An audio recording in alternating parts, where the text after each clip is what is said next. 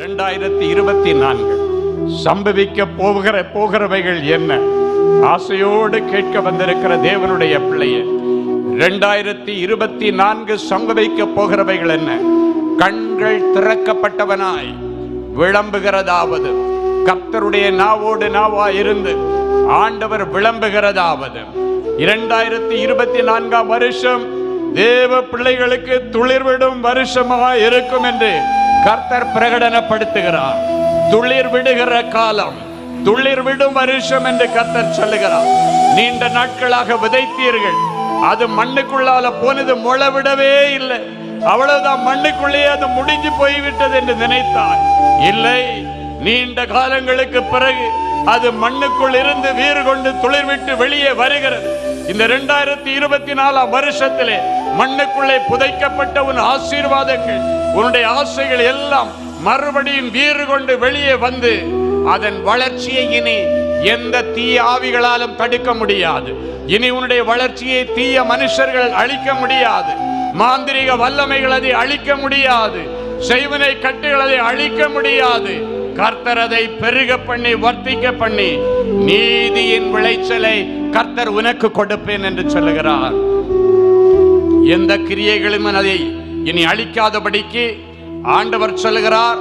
உன்னுடைய தோட்டத்தை சுத்தி, வீட்டை சுத்தி, வியாபார ஸ்தலங்களை சுத்தி ஆண்டவர் சுடர்வழி பட்டயத்தோடு கூட தேவதூதர்களை நிறுத்தி இனி அந்நிய நுகங்கள் உன்னை அழித்து விடாதபடிக்கு சேனைகளின் கர்த்தரே தூதனை அனுப்பி பாதுகாப்பு கொடுக்கிறேன் என்று சொல்லுகிறார். கடந்த நாட்களிலே நான் உங்களிடத்தில் அனுப்பினதான வெட்டுக்கிளிகளும் பச்சை புழுக்களும் பட்சித்த வருஷங்களின் விளைவை மறுபடியும் உங்களுக்கு கொடுப்பேன். உங்களிடத்திலிருந்து பட்சித்துக் கொண்டிருந்த, உங்களுடைய உழைப்பை பட்சித்துக் கொண்டிருந்த முசுக்கட்டை பூச்சிகள், வெட்டு கிளிகள், பச்சை கிளிகள், பச்சை புழுக்களை இந்த 1ஆம் தேதி ஆண்டவர் மறுபடியும் வாபஸ் வாங்குகிறார். அவைகள் வாபஸ் ஆகும் பொழுது அவைகள் பட்சித்த வருஷங்களின் பலன், கொரோனா பட்சித்த வருஷங்களின் பலன், தரித்திரத்தின் ஆவிகள் பட்சித்த வருஷங்களின் பலனை கர்த்தர் மறுபடியும் உனக்கு கொடுத்து இந்த பூமியிலே உன்னை நிலைநாட்டுவேன் என்று சொல்கிறார். உன் ஆலைகளில் திராட்சை ரசமும் எண்ணெயும் வழிந்தோடும். இனி காற்றையும் காணமாட்டாய், மழையையும் காணப்பாட்டாய். ஆனால் வாய்க்கால்களும் பள்ளத்தாக்குகளும் தண்ணீரால நிரம்பி இருக்குமா, தண்ணீரால நிரம்பி இருக்குமா. ஆண்டவர் பக்தி வைராக்கியம் நிறைந்த இந்திய தேசத்தின் மேல் பிரியமாயிருக்கிறேன் என்று சொல்கிறார். இந்திய தேசத்தை ஜனங்கள் பக்தி வைராக்கியம் உள்ளவர்கள் என்று ஆண்டவர் சர்டிபிகேட் கொடுக்கிறார். ஆண்டவர் சொல்றாரு, பக்தி வைராக்கியம் நிறைந்த இந்த இந்திய தேசத்தின் மேலே நான் பிரியமாயிருக்கிறேன். பக்தி வைராக்கியம் நிறைந்தவர்களை கர்த்தர் தமக்காக தெரிந்தெடுக்கிறார். ஆண்டவர் சொல்லுகிறார், பக்தி வைராக்கியம் நிறைந்த இந்திய தேசத்தை கர்த்தர் தெரிந்தெடுத்து தென்னிந்தியாவிலிருந்து ஒரு எழுப்புதல் புறப்பட்டு வட இந்தியாவை கொளுத்தி விடும். வட இந்தியாவிலிருந்து ஒரு எழுப்புதல் தீ, ரட்சிப்பின் தீ புறப்பட்டு போய் உலக அண்டை நாட்டுகளிலே அதை பற்றி பிடிக்கும். அண்டை நாடுகளிலிருந்து ஒரு எழுப்புதல் தீ பற்றி பிடித்து உலகத்தை அசைக்கிற அந்த எழுப்புதல் தீ இந்திய தேசத்திலிருந்து புறப்படும் என்று கர்த்தர் சொல்லுகிறார். கர்த்தர் ரட்சிக்கிற ஜனங்களை திரள் திரளாக கொண்டு வந்து அனுதினமும் சபைகளிலே சேர்ப்பேன் என்று சொல்லி ஆண்டவர் கொடுக்கிற இந்த வெளிப்பாட்டிற்காக உமக்கு நன்றி, உமக்கு நன்றி. இது கோரேஸ்களின் காலம்தான், அதில் எந்த சந்தேகமும் வேண்டாம். ஆனால் கோரேஸ்களின் காலங்களில் எழுப்புதல் உண்டாவது அதுதானே அற்புதம். அதைத்தான் கர்த்தர் வருகிற வருஷங்களிலே செய்ய போகிறார். பசுமை புரட்சியை குறித்து தான் கேள்விப்பட்டிருக்கிறீர்கள். ஆவிக்குரிய மண்டலத்தில் இந்திய தேசத்திலே ஒரு பசுமை புரட்சியை கர்த்தர் இந்த 2024 வருஷத்திலே ஆரம்பித்து வைக்கிறேன் என்று கர்த்தர் சொல்லுகிறார். நம்மை சுற்றி அநேகம் அகாஸ்வேர்களும் ஆமான்களும் இருக்கிறது கண்ணெதிரிலே பார்க்கிறோம். அதன் மத்தியில் அநேகரம் எஸ்தர்களையும் அநேகம் மொர்தகாய்களையும் ஆண்டவர் உருவாக்கி யூத ஜனங்களுக்கு களிப்புண்டானது போல ஆண்டவருடைய பிள்ளைகளுக்கு களிப்பு வருமா? களிப்பு வரும். பரத்திலிருந்து ஒத்தாசை வருமா? ஒத்தாசை வரும். ஏன் அகாஸ்வேருக்களை, ஆமான்களை கர்த்தர் வைக்க வேண்டும் என்று சிலர் யோசிக்கிறீர்கள். ஆண்டவர் சொல்லுகிறார், ஆமான்களும் ஆகாஸ்வேருக்களும் இருக்கிறபடியினாலேதான் இன்றைக்கு சபைகள் கூடி 12 மணி நேர ஜபங்கள், 21 நாள் உபவாச ஜபங்கள், 41 நாள் சுத்திகரிப்பு ஜபங்கள், உபவாச கூடுகைகள், இரவு ஜபங்கள், சந்தியா வேளை ஜபங்கள் என்றெல்லாம் அடுக்கிக் கொண்டே போகலாம். அவைகள் எல்லாம் ஏன் தேசத்திலே நடக்கிறது? இந்த அகாஸ்வேருக்களும் ஆமான்களும் எதிராய் நிற்கிறபடியினாலே அவற்றை அழிப்பதற்கு, சபை விழிப்புணர்வு பெறுவதற்கென்று ஆண்டவர் சொல்லுகிறதற்காய் உமக்கு நன்றி, உமக்கு நன்றி. இந்த எஸ்தர்களின் ஜபங்கள், இந்த மொர்தெகாய்களுடைய ஜபங்கள் கேட்கப்படுமா? கேட்கப்பட்டது என்று கர்த்தர் சொல்லுகிறார். உள்ளங்கையளவு மேகம் கண்களுக்கு முன்பாக நான் பார்க்கிறேன். அதிலிருந்து ஒரு பெரிய ரட்சிப்பின் மழை நம்முடைய தேசத்தின் மீது ஊற்றப்படும் என்று கர்த்தர் சொல்லுகிறார். தேசத்திலே ஜெபிக்கிற ஜனங்கள் குறைந்து கொண்டிருந்தார்கள்.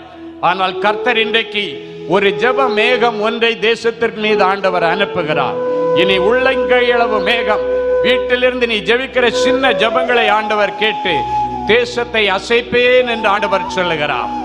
இந்திய தேசத்தின் விஞ்ஞானிகளை உலகமே வியந்து பார்க்கிற காலங்கள் வரப்போகிறது. இந்திய தேசத்தின் விஞ்ஞானிகளை உலகம் வியந்து பார்க்கிறது மாத்திரமல்ல, வல்லரசு நாடுகள் தந்திரமாக அவர்களை பணம் கொடுத்து வாங்க முயற்சிக்கும். ஆனாலும் உங்களுடைய ஜெபங்கள் அந்த திட்டங்களை முறியடித்து தேசத்தை தலைநிமிர பண்ணும் என்று கர்த்தர் சொல்லுகிறார். சர்வதேச அளவிலே இந்திய தேசத்தின் வர்த்தகம் பெருகும். அந்நிய செலாவணிகள் அதிகமாய் கிடைக்கும். அந்நிய தேசங்கள் இந்தியாவில் வியாபாரம் பண்ண போட்டி போட்டு விரும்பி வருவார்கள். நம் தேச தலைவர்களுக்காய், மந்திரிகளுக்காய், உயர்மட்ட கீழ்மட்ட அதிகாரிகளுக்காய் ஜெபிக்க கடமைப்பட்டிருக்கிறீர்கள். இன்றைக்கு அந்த ஜெபத்தை நீங்கள் தொடங்குங்கள். உலக நாடுகள் முன் நம் இந்திய தேசத்தை கர்த்தர் தலைநிமிர செய்வேன் என்று சொல்லுகிறார். வல்லரசு நாடுகளின் பட்டியலில் இந்தியா வருமா என்று கேட்கிறீர்கள். சீக்கிரத்திலே வரும் என்று கர்த்தர் சொல்லுகிறார். குடியிருப்புக்கும் குடியேறுதலுக்கும் இந்திய தேசம் நல்லதல்ல என்று சொன்ன உலகம் இனி சொல்லும், குடியிருப்புக்கும் குடியேறுதலுக்கும் இந்திய தேசமே நல்லது என்று சொல்லி அயல் நாட்டினர் இந்திய தேசத்தின் குடியுரிமைக்காக ஏங்கி கிடக்கிற காலங்கள் இதோ வரப்போகிறது. இது கேட்பதற்கு உங்களுக்கு ஆச்சரியமாயிருக்கும். அந்நிய கண்கள் அல்ல, உங்களுடைய சொந்த கண்கள் இதை காணப்போகிறது. இந்தியாவில் இதுவரைக்கும் கண்டுபிடிக்க முடியாத புதிய கனிம வளங்கள் மண்ணுக்குள்ளிருந்து வெட்டி எடுக்கப்படுகிறதை நாவியிலே பார்க்கிறேன். அது இந்தியாவை அடுத்த லெவலுக்கு பொருளாதார ரீதியாக தூக்கி கொண்டு போகும். தேசத்தில் கொள்ளை நோய்கள், தீவிரவாதங்கள், இயற்கையின் சீற்றங்கள் அதிகமாகவே இருக்கும். ஆனாலும் அதன் மத்தியிலே கர்த்தருடைய கிருபையும் அதிகமாகவே வெளிப்படும். அவைகளுக்காக ஜெபித்துக் கொள்ளுங்கள். கர்த்தர் பெரிய காரியங்களை செய்வார். அதிமிஞ்சின விஞ்ஞானத்தின் கண்டுபிடிப்புகள் விஞ்ஞானிகளின் கட்டுப்பாட்டையே இழந்து மீறி பெரிய அழிவுகளை கொண்டு வரப்போகிறது. மிதிமிஞ்சின விஞ்ஞானம், பெருக்கம், அதன் நிமித்தம் கண்டுபிடிக்கப்பட்ட புதிய கண்டுபிடிப்புகள் அந்த விஞ்ஞானிகளுடைய கட்டுப்பாட்டையும் மீறி பேரழிவுகளை கொண்டு வரும். அதற்காக ஜெபித்துக் கொள்ளுங்கள். கர்த்தர் மகிமையான காரியங்களை செய்வார். தேசத்திற்கு விரோதமாய் தேசமும், ஜாதிகளுக்கு விரோதமாய் ஜாதியும் எழும்புவார்கள். யுத்தங்களையும் யுத்த சத்தங்களையும் உங்கள் காதுகளிலே கேட்பீர்கள். உயிர் சேதங்கள், பொருள் சேதங்கள் அதிகமாய் இருக்கும். ஆனாலும் பயப்படாதிருங்கள். ஆண்டவரை உறுதியாய் பற்றி பிடித்துக் கொள்ளுங்கள். கர்த்தருக்குள் உங்களை திடப்படுத்திக் கொள்ளுங்கள். அவைகள் ஒன்றும் உங்களை சேதப்படுத்தாது.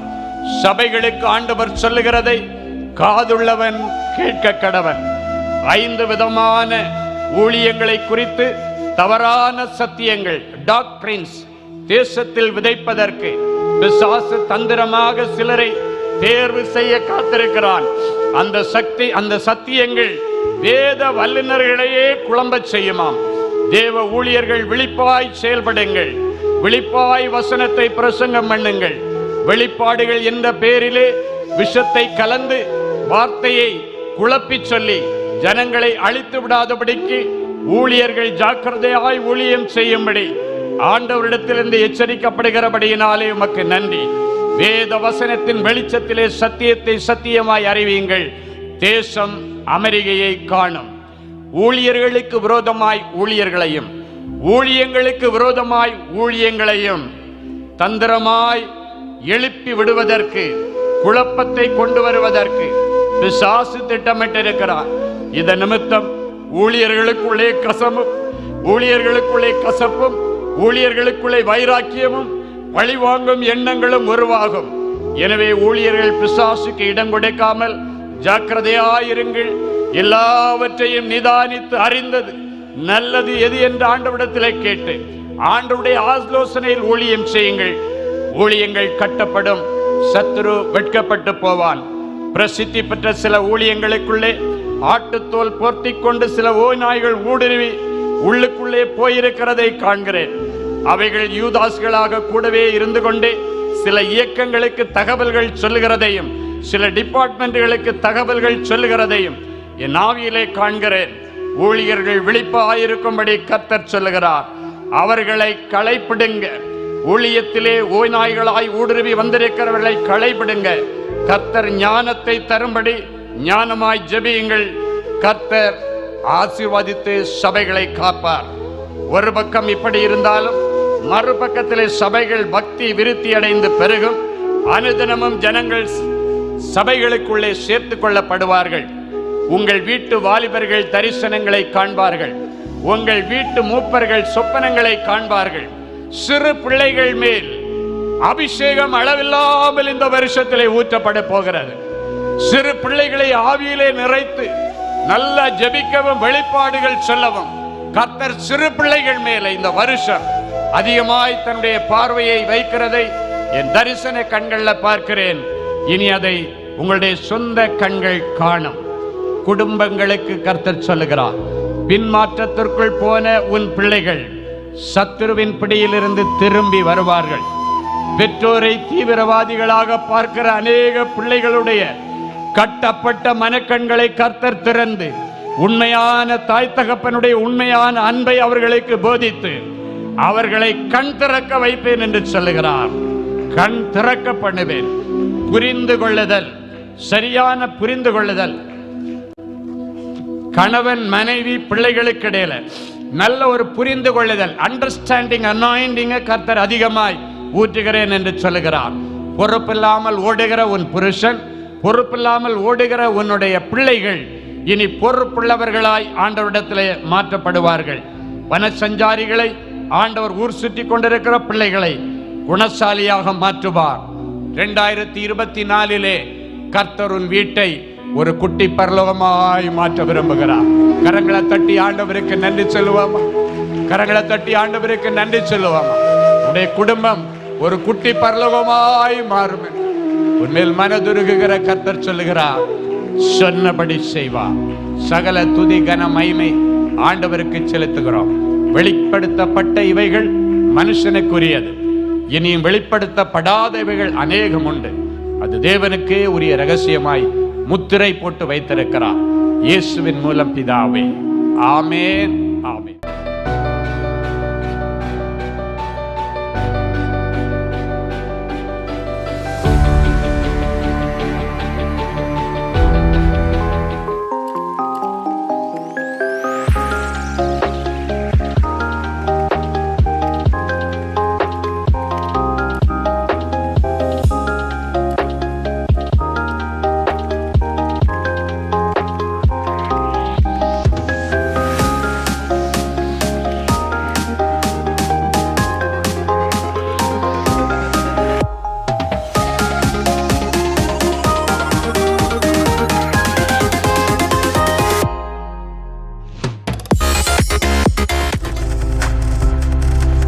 நீங்கள் பார்த்து கொண்டிருப்பது உங்கள் ஜாய் டிவி. உங்கள் துக்கம் சந்தோஷமாய் மாறும்.